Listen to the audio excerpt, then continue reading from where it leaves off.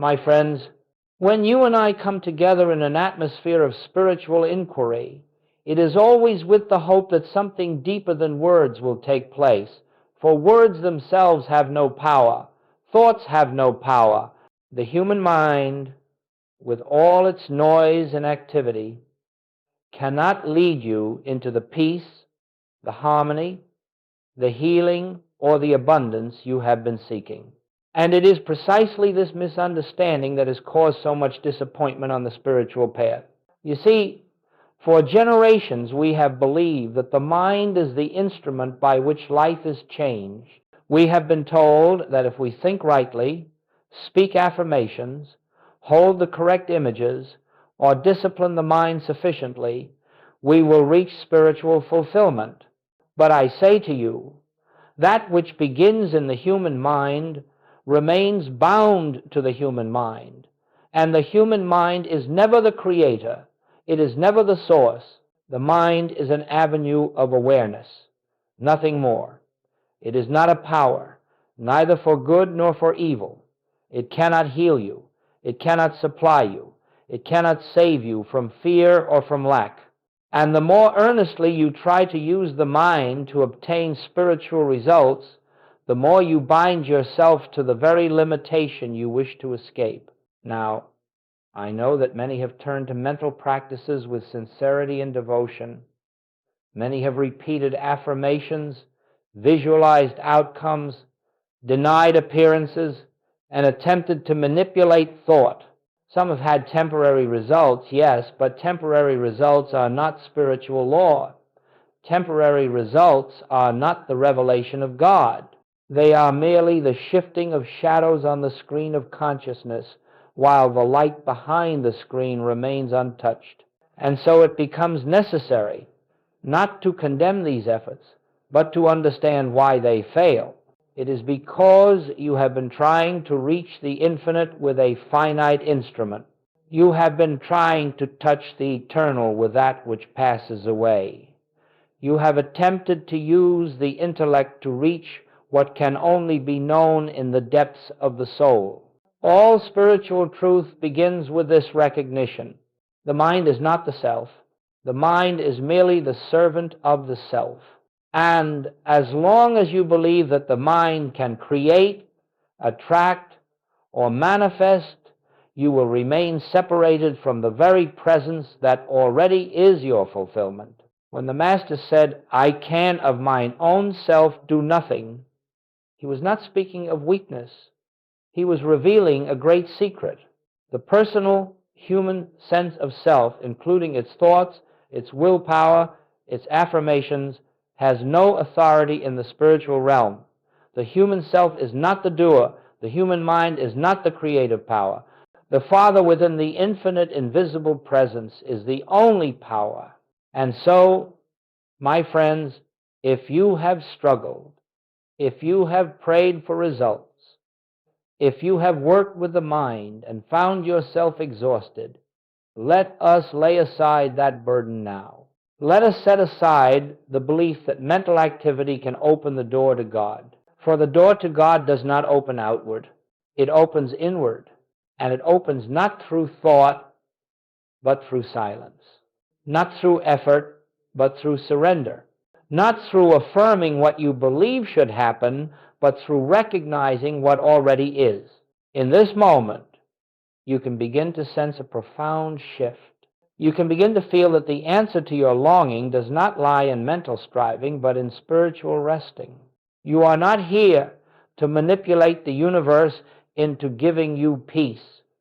You are here to awaken to the truth that peace is already the nature of your being. You have not been seeking too little, you have been seeking in the wrong place. And so, as we begin this journey together, let us understand clearly. Mental techniques cannot give you what you seek, because what you seek is not a mental condition. It is a spiritual realization. It is the recognition of the presence that lives you, moves you, sustains you, and expresses as your very being. It is to this presence that we now turn, not with thought, but with awareness, not with effort, but with receptivity, not with desire, but with recognition. And as we proceed, you will discover why the silence, this holy, living silence, is the only true doorway to spiritual transformation. My friends, as we proceed on this path of spiritual discovery, we must look honestly, tenderly, and without judgment upon the efforts that so many have made in their search for freedom. For I have met thousands throughout the years, students, seekers, sincere individuals who have labored with the mind until they were weary, exhausted, discouraged. They followed practices that promised abundance, healing, success, and spiritual power, and yet they remained unsatisfied, longing, still burdened with the same problems they hoped to escape. And so it becomes necessary not to condemn these efforts, but to understand why they fail. You see, when the world speaks of manifestation, it places the human mind at the center of creation. It says, think this and you will attract it. Visualize this and it must appear. Affirm this and the universe will obey. But all such teaching begins with a false premise, the belief that the mind is a creative force capable of shaping the spiritual universe. If you examine this practice honestly, you will see why it leads to exhaustion. Manifestation requires constant vigilance. You must watch your thoughts, correct your thinking, rebuild your images, guard against negativity, push away fear, maintain a mental picture at all times.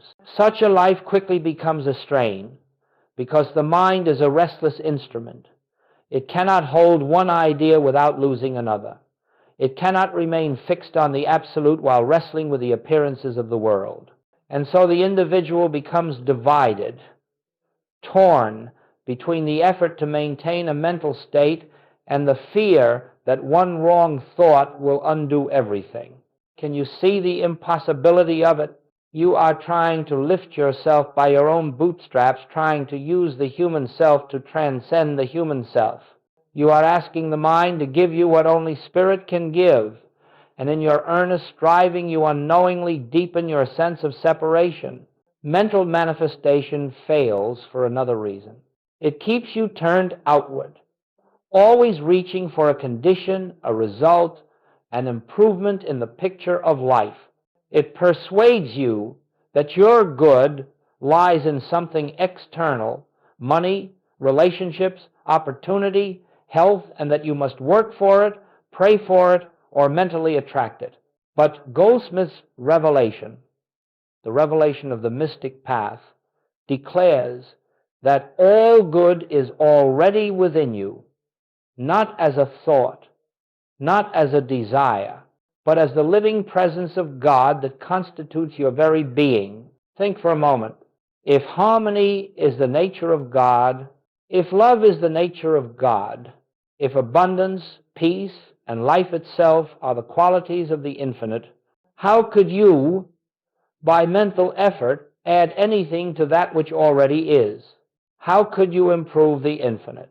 How could you increase that which is boundless? And yet this is what the practitioner of mental manifestation attempts to do. Improve what is already perfect by means of a limited instrument. This is why the manifestation approach leads to exhaustion. It is built upon a belief that you lack something, that you must attain something, that you must persuade the universe to deliver something. That belief alone is sufficient to keep you forever seeking. But the spiritual path is not a path of seeking. It is a path of recognizing. The moment you believe you must attract abundance, you have denied the spiritual fact that abundance is already the expression of your being. The moment you try to mentally create healing, you have accepted the lie that the eye of you can be sick. The moment you try to manifest love, you have forgotten that God, the very substance of love, is your identity. And so, this mental approach becomes a circle without end. One desire fulfilled is followed by another. One demonstration is pursued by the next. One fear overcome is replaced by a new fear. One success brings a greater anxiety of losing it. There is no rest there. There is no peace there. There is only striving, and gradually the seeker becomes spiritually fatigued. They grow tired of fixing life, tired of watching their thoughts, tired of maintaining affirmations, tired of trying to force the universe to respond. This exhaustion is not a failure. It is a turning point, for when the mind has reached its limit, when the individual has done everything they know to do and finds no lasting freedom, only then are they ready to hear the quiet whisper, "Cease your striving. The Father within doeth the works." Here the spiritual journey truly begins. Not where we manifest something, but where we relinquish all attempts to make life conform to our desires. Not where we use God as a helper, but where we awaken to God as our very self. Not where we shape reality with thought, but where we rest in the reality that already is. And so the rise of spiritual exhaustion is not a tragedy, it is a blessing. It is the moment when the seeker discovers that the mind cannot lead them further. It is the doorway through which one steps into the vast and silent kingdom within the kingdom, where all true transformation unfolds without effort. This is the great turning point of the path, and it prepares us for the deepest truth of all. My friends, there comes a moment on the spiritual path when the seeker, having exhausted all mental effort, begins to sense a stillness that was not previously noticed. It does not announce itself. It does not demand attention. It is simply there, quiet, unchanging, ever-present, waiting for recognition. This stillness is not the silence of inactivity. It is not the absence of sound, nor the quiet between thoughts. It is the silence of being itself, the living, breathing presence that exists beneath every appearance, beneath every condition, beneath every thought and emotion. It is in this sacred silence that all true healing takes place. You see, the spiritual universe is not composed of matter, nor of thoughts, nor of human beliefs. It is composed of spirit, pure, infinite, indivisible. And the activity of spirit is not noisy. It does not rush, nor struggle, nor strain. It unfolds gently, without effort, without resistance, without conflict. This inner realm, this silent dimension, is the place where the presence of God is tangibly experienced, not as an idea, not as theology, but as the very essence of one's being. It is here that the human sense of life fades, and the spiritual reality of life reveals itself. But you cannot come into this silence by trying. Trying is of the mind. Trying is movement, activity, pursuit. Silence is already here. It is the ground of your being. It is the nature of the I that you truly are. When we speak of healing, whether physical, emotional, financial, or relational, understand that healing does not occur because we have corrected a condition. Healing occurs because we have touched, even if only for a moment, this silent dimension of being where there is no condition to correct. In that realm, there is only God. And where God is consciously realized, discord cannot exist. This is the reason why the great mystics could sit quietly in the presence of disease and behold harmony. They were not looking at the appearance.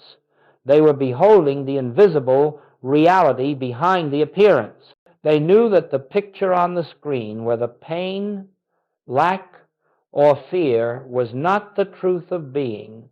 The truth resided in the silence. And so healing is never a change of the outer picture. It is a shift in consciousness. It is the moment when the personal sense of I, the frightened, striving, limited self, dissolves into the realization that I is God in expression. When that recognition dawns, even faintly, healing is inevitable. This silent dimension is not far away. It is not hidden behind years of practice or layers of discipline. It is closer than breath. It is the awareness in which all thoughts arise, the background of every moment. It is the presence that knows your need before you speak it, because it is the very life living as you. To enter this sacred space, you do not push thoughts away, nor do you try to purify the mind. You simply turn toward the silence within, as gently as one would turn toward a friend.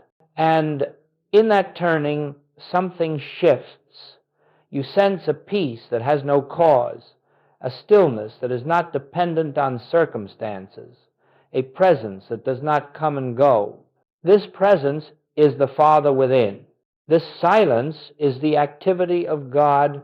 This stillness is the spiritual universe in operation, and as you rest in it, without asking, without seeking, without trying to achieve anything, grace begins its work, not your work, but the work of the infinite invisible. And it is this work that heals, restores, supplies, guides, and perfects. Do not mistake this for passivity. It is the greatest activity in the universe, for in silence, the divine self is revealed. In silence, the hypnotism of the senses is broken. In silence, you awaken to the truth that your life is not a personal struggle, but a divine unfoldment. As you begin to touch this inner realm, you will discover something truly remarkable. The more deeply you rest in silence, the more harmoniously life unfolds without your interference. What seemed impossible becomes possible. What seemed blocked begins to open. What seemed broken begins to heal. But none of this occurs because you made it so. It occurs because you allowed the presence to reveal itself. And so, my friends, all true healing takes place in the silent dimension of being, in the recognition of the presence that has always been there, waiting only for acknowledgement. As we continue, we will explore how to abide in this presence, how to rest in it, how to practice it not as a technique, but as a way of life. My friends, as we enter more deeply into this path, let us speak now of what I have called practicing the presence. And let us approach it gently, for it is not a method, nor a ritual, nor a discipline of the mind. It is not something you perform, nor something you master through repetition. It is not a technique to get God to act, because God is already acting as the very life of your being. No, practicing the presence is the quiet inner recognition of what already is. It is the resting in the truth that the presence of God is here within, closer than your own breath, the very essence of your identity. When I use the word presence, I am not referring to a distant deity. I am not speaking of some higher power outside the universe.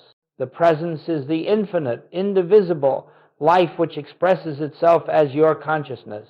It is the spirit that is the substance of all form, the intelligence that is the source of all harmony, the love that is the fabric of all relationship. To practice the presence is to turn inward, not to the mind, but to the source of the mind. It is to acknowledge, in a moment of quietness, that underneath every thought, every feeling, every appearance, there is one life, one power, one presence, and that this presence is the I of your being. When the Master said, I and the Father are one, this was not a statement reserved for him alone. It was the revelation of a universal truth. The I that you are is not a human self, but the presence of God individualizing as you. And so practicing the presence means remembering this truth during the seemingly ordinary moments of your day. It is not a matter of speaking sacred words. It is not the repetition of a phrase. It is simply a turning, a gentle inward shift in which you acknowledge the presence is here. God is the life of me. The I that I am is the infinite invisible. This recognition may last only a second, But that second is enough, for in that moment, the personal sense of self loosens its grip, and the true self shines forth. In that moment, fear has no foothold, because you are no longer seeking God, you are dwelling in God. You are abiding in the realization of oneness. To practice the presence does not require withdrawing from the world. It does not require long hours of meditation or isolation. It requires only the willingness to pause inwardly and step out of the belief that you are a personal mind operating in a material universe. Think of it this way. The presence is always here, but we are seldom attentive to it. We are absorbed in activity, thought, emotion, reaction. Practicing the presence is the act of remembering what is true behind all these appearances. Perhaps you are driving. A moment arises, be still. Perhaps you are preparing your meal. A moment arises, turn inward. Perhaps you are speaking with another. A moment arises. Remember the presence shining as both of you. These moments, though brief, accumulate. They soften the ego. They dissolve fear. They lift consciousness out of its human sense and into the intuitive knowing of the infinite. And gradually you discover that the presence is not something you visit, it becomes the atmosphere in which you live. Now, I must tell you something important. If you try to practice the presence to change a condition, you have missed the essence. The presence is not a tool for solving problems. It is the truth of your being. And as you know this truth, the problems dissolve, not because you changed them, but because you ceased believing in their power. In a moment of silent recognition, the veil of the personal self thins.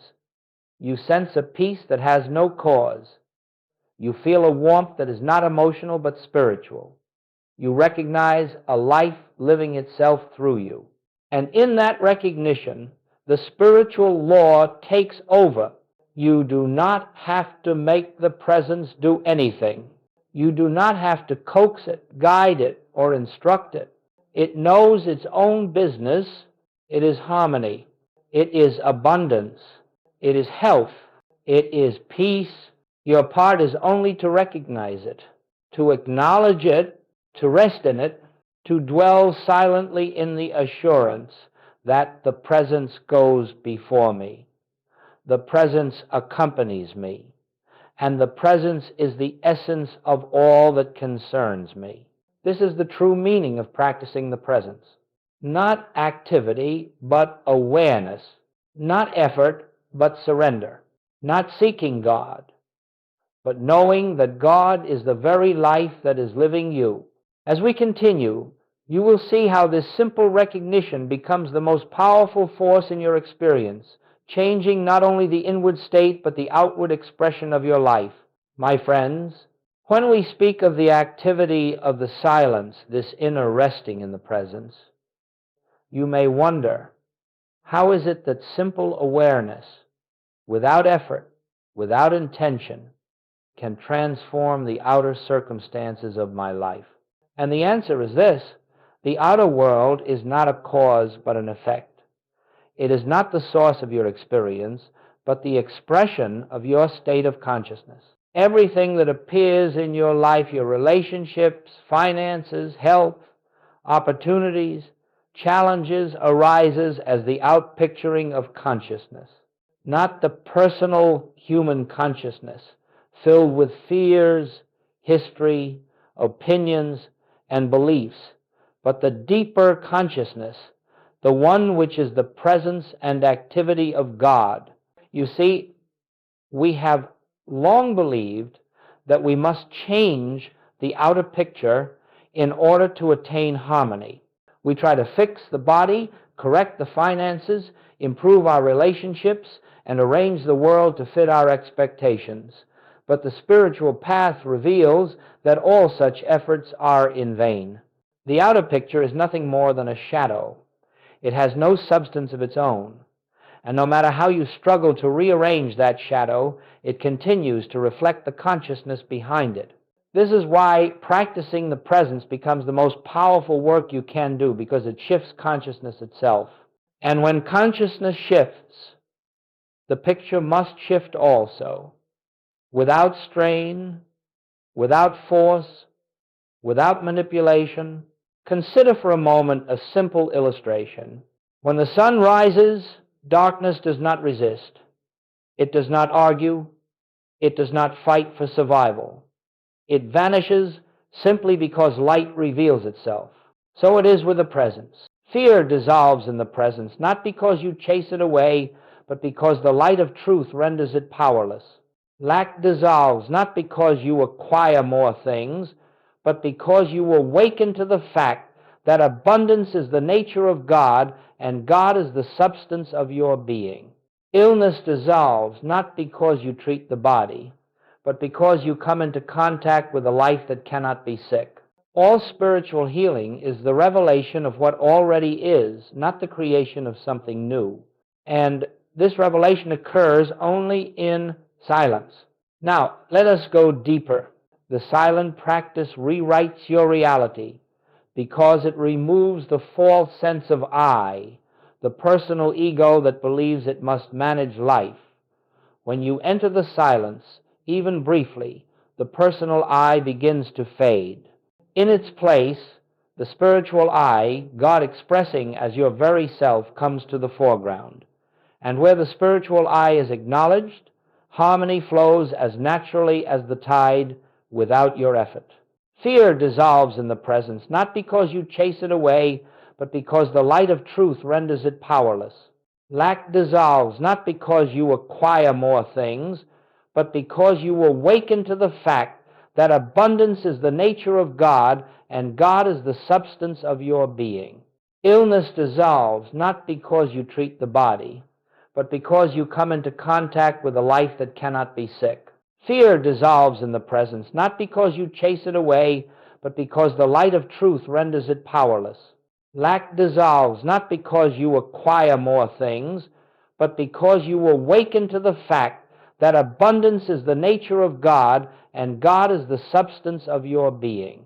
Illness dissolves, not because you treat the body, but because you come into contact with a life that cannot be sick. From this inner center, the outer experience begins to align with the truth you have recognized, not because you willed it, but because you remove the obstruction, the belief in a self apart from God. Let us be very clear. The presence does not improve your human life. The presence reveals your spiritual life. And as this revelation unfolds, the human picture harmonizes of its own accord. It may appear as new opportunities, improved health, restored relationships, or financial sufficiency. But these are not the product of your effort. They are the natural expression of a consciousness in which God is realized. This is why the silent practice rewrites reality. Not because silence is a technique, but because silence allows the false sense of self to fall away. And when the false falls away, the true stands revealed. And what is true is always harmonious. Remember this: you do not bring harmony into your life. Harmony is already here, hidden beneath the noise of the personal mind. When the mind grows still, the harmony that has always been begins to flow into expression. This is the effortless way, the way of grace, the way of the presence, lived and realized. And this, my friends, is the foundation upon which the entire spiritual life is built. This is why the silent practice rewrites reality. Not because silence is a technique, but because silence allows the false sense of self to fall away. And when the false falls away, the true stands revealed. And what is true is always harmonious. There comes a moment in every sincere seeker's life when a profound inner shift begins to occur, not by struggle, not by discipline, but by grace. And this shift is what I call the great reversal, the turning away from human effort and the turning towards spiritual rest.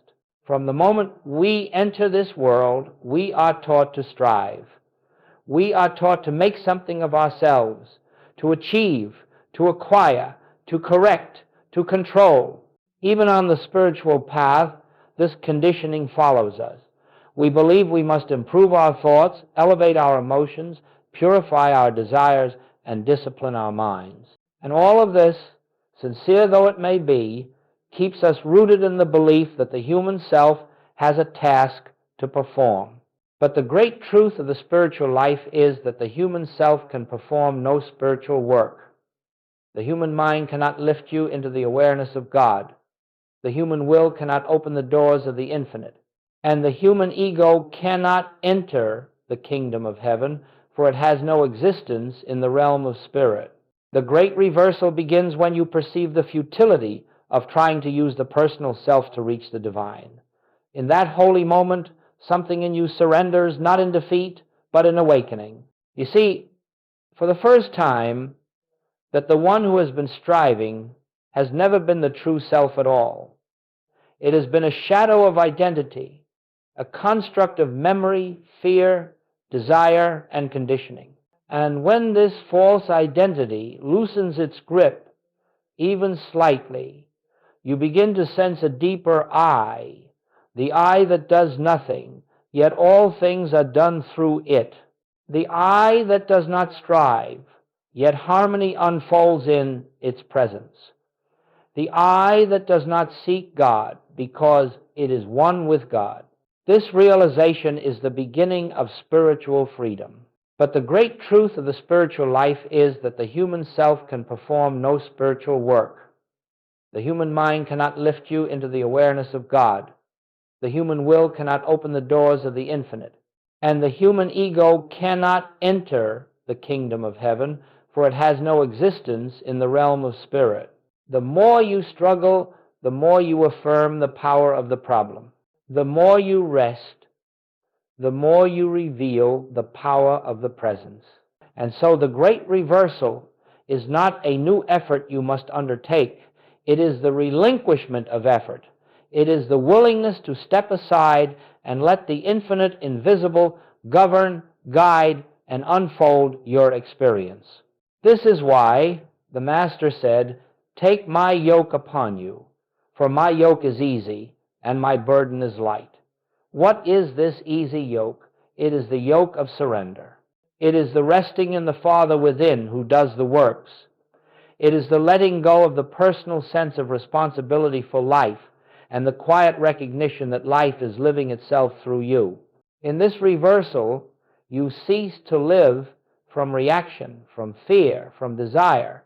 You begin to live from presence. And soon you discover something extraordinary. The more you rest in the presence, the more life unfolds in perfect order. Without effort, solutions appear. Without struggle, relationships harmonize. Without planning, opportunities arise. Without force, the right actions become clear. This is not passivity. This is the highest form of activity. For spiritual rest is not the stillness of inaction, it is the stillness of alignment with the infinite.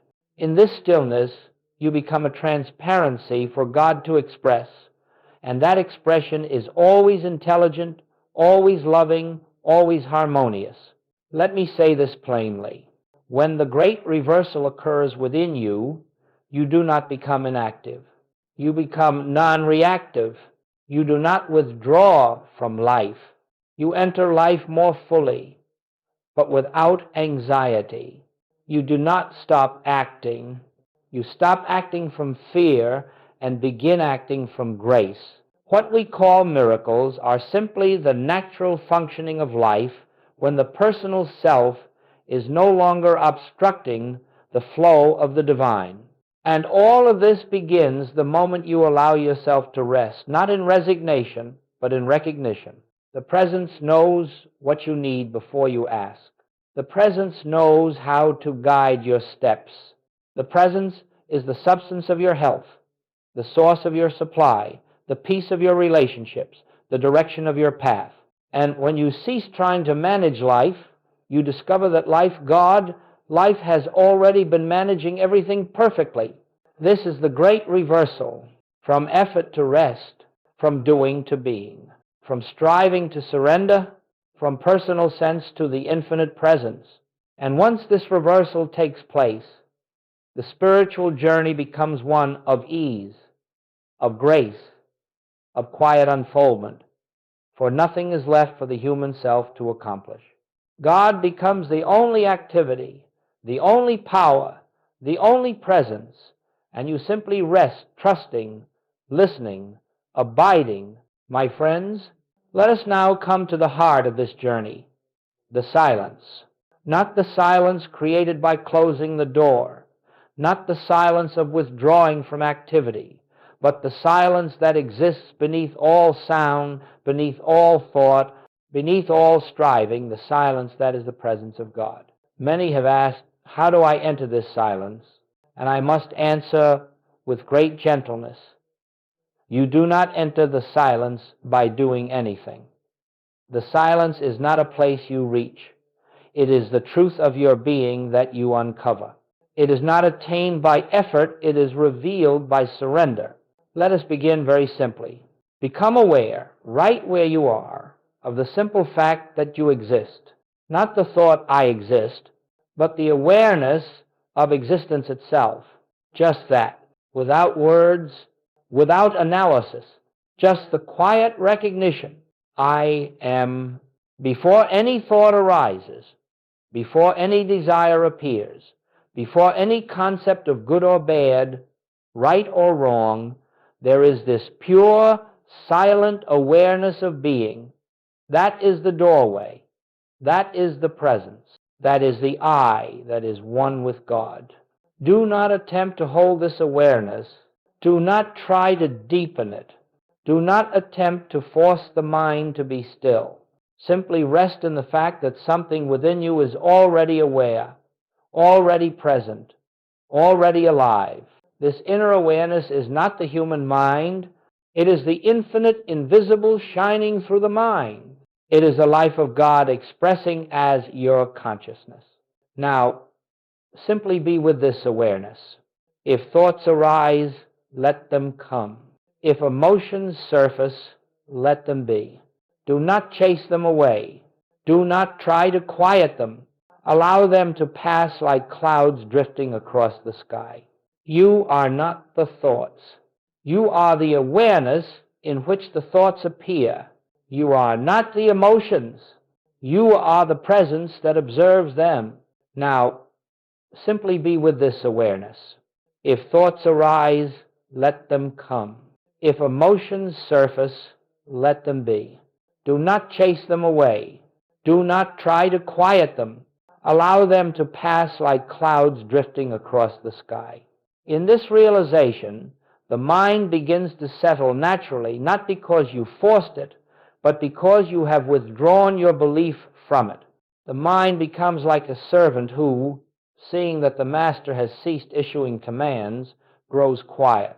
Before any thought arises, before any desire appears, before any concept of good or bad, right or wrong, there is this pure, silent awareness of being. That is the doorway. That is the presence. That is the I that is one with God. Perhaps you sense a softening around the heart. Perhaps you sense a spaciousness within the mind. Perhaps you sense nothing at all. Do not measure the experience. Do not try to judge it. The presence is not an emotion. It is not a sensation. It is not an experience you feel. It is the truth of your being. Sit in this inner posture of receptivity, even if only for a few breaths. Let the presence reveal itself. Let the silence speak its own message. For the still small voice of God is not heard with the ears, nor grasped by the intellect. It is sensed as a gentle assurance, a quiet knowing, a peace that is not of this world. This, my friends, is entering the silence. It is not a meditation technique. It is not a spiritual exercise. It is the return to your true self. It is the recognition that beneath the noise, beneath the activity, Beneath the personality, there is a vast, boundless awareness in which all things arise and dissolve, and that awareness is the presence of God. As you rest here, something beautiful begins to happen. The personal self loosens, the mind unburdens, the heart opens, fear begins to melt, and you feel, not emotionally, but spiritually, a sense that everything is already all right. For in the silence, you come face to face with reality. Not the reality of appearances, but the reality of being. Not the reality of problems, but the reality of presence. Not the reality of effort, but the reality of grace. If you remain here only a moment, you have touched eternity. If you return here daily, your life will be transformed not by your doing, but by the activity of the infinite taking place within you. Let this be understood clearly. You did nothing, you accomplished nothing. You made no effort. You merely stepped aside and allowed the presence to reveal itself. This is the entire secret of the spiritual path: to rest, to listen, to be, and to let God be God in you. My friends, as you begin to taste the silence, even briefly, you will notice something remarkable. The silence does not stay in the meditation chair. It follows you. It accompanies you into the day. It permeates the ordinary moments, the simple tasks, the conversations, the relationships, the work you do quietly, invisibly, like the fragrance of a flower. And soon you discover that spiritual realization is not confined to sacred moments. It becomes the very atmosphere in which you live. This is what it means to live the truth. Living the truth is not a matter of repeating statements or applying principles or carrying spiritual ideas into your activities. It is not a practice of forcing yourself to stay positive or to deny the negative. Living the truth means abiding in the awareness of the presence behind all appearances. It means remembering again and again that the I which lives your life is not the personal sense of self, but the infinite, invisible, the presence of God made manifest as you. Let us see how this unfolds in the practical moments of life. Suppose you face a challenge at work, a difficult decision, or a situation laden with pressure. The human tendency is to react, to analyze, to worry, to predict outcomes. But when you are living from the silence, there arises a pause, a moment of turning inward, a moment in which the presence is acknowledged, even if silently. The presence goes before me.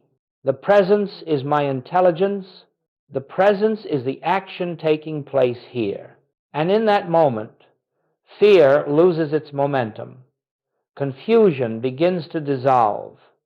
You find yourself guided not by reasoning or calculation, but by an intuitive clarity that comes from a deeper place than thought. The decision you make carries the imprint of grace, not strain. Or perhaps you are dealing with another person, someone who irritates you, or challenges you, or misunderstands you. The human self reacts, I am hurt, I am angry, I am offended, but when you are living the truth, a different realization arises. The presence that I am is the same presence appearing as this individual. The Christ of me beholds the Christ of them, and in that recognition, judgment falls away, compassion arises naturally, and often, without a word, the relationship begins to shift. This is not because you changed the other person. It is because you ceased reacting from the personal self and allowed the presence to see through you. Let us look at health. When symptoms arise, the human reflex is to identify the body as the self. I am sick, I am in pain, I am weak.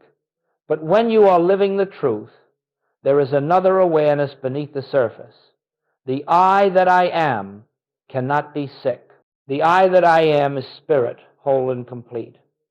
The symptoms may appear, but they are not the truth of my being. You do not deny the appearance. You simply refuse to identify with it. You rest in the presence, and in that resting, healing begins, not necessarily because the body changes in that moment, but because your consciousness has shifted from the mortal sense to the spiritual fact, and where the spiritual fact is acknowledged, harmony follows. Look also at supply. The world teaches that supply comes from jobs, investments, people, or outer conditions. But when you live from the silence, you begin to see that supply is not something that flows toward you from the outside. Supply flows from the withinness of your being. It is the expression of the infinite source that is the I of you. When you rest in this truth, fear of loss begins to fade. Anxiety about the future loosens. You make decisions not from desperation, but from the calm assurance that the presence is your sufficiency in all things. And often supply comes through channels you could never have imagined, not because you struggled, but because you trusted. Living the truth also transforms your sense of purpose. You no longer ask, what should I do with my life? Instead, you ask, what is the presence unfolding here? You cease trying to manufacture meaning and begin allowing meaning to reveal itself. You stop planning your life on the basis of personal ambition and begin letting the infinite express its purpose through you. And so your actions become more inspired, more harmonious, more aligned with the rhythm of spirit. You find yourself in the right place at the right time, meeting the right people, doing the right work, not because you arranged it, but because the presence opened the way. This is the effortless life. Not a life without activity, no, but a life without strain.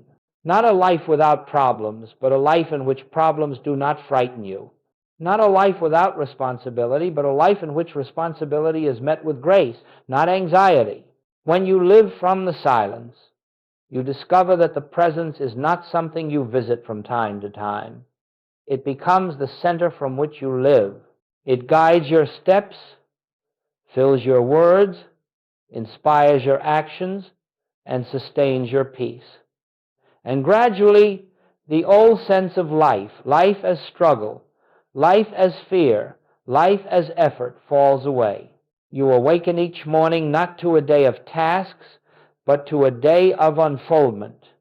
You walk through each moment not as a personal self, but as the transparency through which God expresses. You rest each night in the assurance that the presence has lived your day and will live your tomorrow. This is living the truth. This is the fruit of silence. This is the life that unfolds when you surrender the personal self and let the presence be the doer. My friends, as we come to the close of this journey together, let us gather everything we have seen, everything we have touched, into a single realization. There is only one presence. There is only one power. There is only one life, and that one is the I of your being. From the beginning of this path, you may have believed that you were seeking something outside yourself, seeking peace, seeking healing, seeking God. But as you have traveled inward, as you have entered the silence, as you have surrendered the personal sense of self, you have discovered that the very one you sought has always been the one who was seeking. The God you prayed to, the source you longed for, the love you reached toward, was the very essence of your being. The spiritual journey is not a journey of becoming.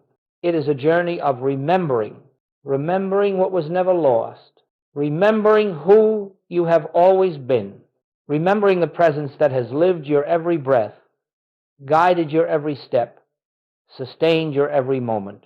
You are not returning to God. You are awakening to the truth that you never left. Let us reflect quietly now.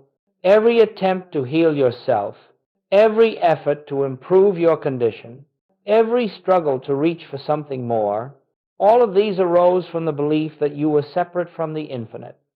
But now you understand separation was the dream, oneness is the reality. When you rest in the silence, You feel this oneness, not as an idea, not as a philosophy, but as the living presence of God within you. It is the gentle assurance that all is well, and all has always been well, even when appearances declared otherwise. My friends, never again place your faith in the outer world. Never again believe that circumstances have power over you. Never again imagine that your good lies in people, things, or conditions. Your good lies in the presence. Your peace lies in the presence. Your healing lies in the presence. Your abundance lies in the presence. Your entire life is the unfoldment of this presence. And this presence is the I that you are. If ever you feel fear, return to the silence. If ever you feel lost, return to the silence. If ever you feel lacking, return to the silence. If ever the world seems overwhelming, return to the silence. Not as a technique, not as an escape, but as a recognition that the silence is your true home, the home of your real identity. For the presence will meet you there, not with words, not with visions, but with a peace that surpasses understanding, a love that needs no explanation, a wisdom that guides without effort. Let this be your final knowing from our time together. You do not walk this path alone. You have never walked alone, for the presence that walks beside you is the presence that walks as you. And so, when you rise from your chair, when you return to your work, when you meet your family, when you enter the world again, do not leave the silence behind. Carry it with you, softly, gently, until the boundary between silence and activity dissolves, and you realize that all of life is lived in God, and God is lived as you. Let this truth rest in your heart. The I that I am is the infinite presence expressing itself.